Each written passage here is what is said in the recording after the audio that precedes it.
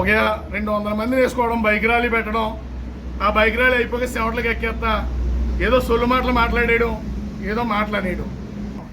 మీ కాలనీలు అభివృద్ధి చేస్తాను, మీ అందరికీ సొంత ఇంటి కళ నెరవేరుస్తానని చెప్పే సంస్కృతి జక్కంపూడి రాజా గారు.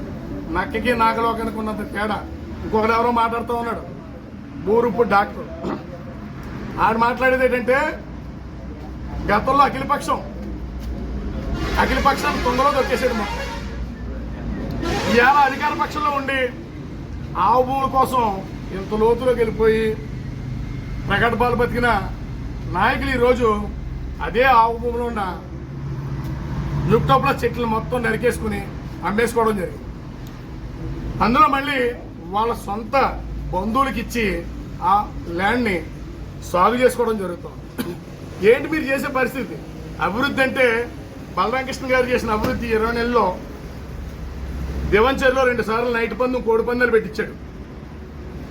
మొన్న శ్రీరాంపురంలో కోడి పందెం పెట్టించాడు. ఆయన కానవరంలో కోడి పందెం పెట్టించాడు బలరామకృష్ణ గారు. ఈదికి 2 బెల్ట్ షాపులు పెట్టించాడు బలరామకృష్ణ గారు. ఎప్పుడూ లేనిది రాజానారాయణ కూడా గంజాయి కేసు ఒకటి కట్టించాడు. ఈయన చేసే అభివృద్ధి ఇది. మీ గవర్నమెంట్లో ఇసుక ఫ్రీ అన్నారు, లారీ 4,000 రూపాయలు లోడింగ్. ఈరోజు దోచుకోండి, తినుకోండి, దాచుకోండి అని ఊరికి 2-3 వదిలేసి వాళ్ళని మా మీద ఇష్టం వచ్చినట్టు మాట్లాడించే పరిస్థితుల్లో నువ్వు ఉన్నావు. రాబోయే రోజుల్లో నీకు సినిమా ఎలా చూపిస్తా ఉన్నది ఒక్కొక్కరు మాట్లాడుతూ ఉన్నారు. నిన్న ఇప్పుడు ఎలుగుబందులో బలరామకృష్ణ గారు జనసేన నాయకులను వదిలేస్తే ఏదో చేసేస్తారట. ఇవన్నీ చూసుకుని వచ్చాం. తెలుగుదేశం పార్టీ నుంచి, కాంగ్రెస్ పార్టీ నుంచి అన్ని చూసుకుని వచ్చాం. బలరామకృష్ణ గారు ఒకసారి వదిలేసి చూడండి వాళ్ళు ఏం చేస్తారో. మా తిరుగుబాటు ఎలా ఉంటుందో, వైఎస్ఆర్ కాంగ్రెస్ పార్టీకి కండు వేసుకున్న నాయకులు తిరుగుబాటు ఎలా ఉంటుందో ఒకసారి మీకు కనపడుతుంది. తిరుగుబాటు చేసినప్పుడు మాత్రం నియోజకవర్గంలో మీరు కనపడరు. అమాయకులు మాత్రం బలి చేయకుండా రెచ్చకూడదు. ఎండోమెంట్ పాట పెడితే మీ నాయకులే 6,50,000 రూపాయలకి సిండికేట్ అయ్యి 11 లక్షల రూపాయలు ఇంటికి ఎండోమెంట్ దాంట్లో పంచుకున్న పరిస్థితి మీ నాయకులది. ఎక్కడ పాట జరిగినా ముందు సిండికేట్ అవ్వాలన్న ఆలోచనలో మీరున్నారు. ఈరోజు రాజానగరాన్ని మీరు 2024 ఎలక్షన్ నెగ్గాక 25లో కోడి పందెం జరిగింది.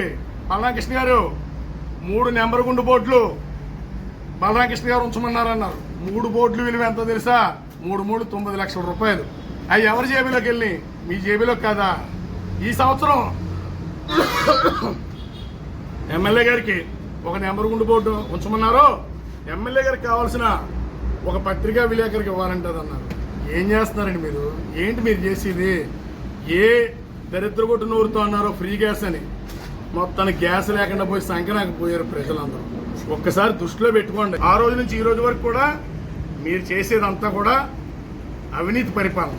మీరు ప్రతి అధికారి దగ్గర, ప్రతి డిపార్ట్మెంట్ల దగ్గర లంచాలు తీసుకుని మీరు వాళ్ళకు ఉద్యోగాలు వేశారు. కాబట్టి ఈరోజు డైరెక్ట్గా లంచాలు అడిగే అధికారులు వచ్చారు రాజానగరం మండలంలోకి, సీతానగరం మండలంలోకి, కోరుకొండ మండలంలోకి. మీరు మరి లంచాల సొమ్ము ఎవరికి వెళ్తున్నారు? యానంలో మీ విజయంకుడు పంపుతున్నారా? ఆయనతో మాట్లాడిస్తున్నారా? మీరే సోలార్ ప్లాంట్ ఒకటి పెట్టారట ఒకరితో. మీరు చేసేదల్లా ఈదికి 2 మద్యం షాపులు నడిపేది ఎవరు? ఈరోజు బ్రాందీ షాపుల దగ్గర నుంచి మీ నాయకులు, మీ కార్యకర్తలే పట్టుకెళ్ళి బెల్ట్ షాపులకి వేస్తా ఉన్నారు. ఈరోజు ఎంక్వైరీ చేసుకోండి. ఏదైనా సరే రాజకీయాలు చేసినప్పుడు విమర్శలు ఉంటాయి, ప్రతి విమర్శలు ఉంటాయి. ముఖ్యంగా అధికారంలో ఉన్న వాళ్ళు ఏదన్నా అధికారంగా ఉన్న వాళ్ళకి ఏదైనా విమర్శ వచ్చినప్పుడు దాన్ని సమర్థవంతంగా ఎదుర్కోవాలి తప్ప, పనిచేసి చూపించాలి తప్ప, ఇటువంటి కుసంస్కారంతో కింద దిగజారిపోయిన రాజకీయాలు కానీ, దిగజారిపోయిన మాటలు కానీ చెప్పి మీరు తప్పించుకుంటారని ప్రయత్నించినా రాబోయే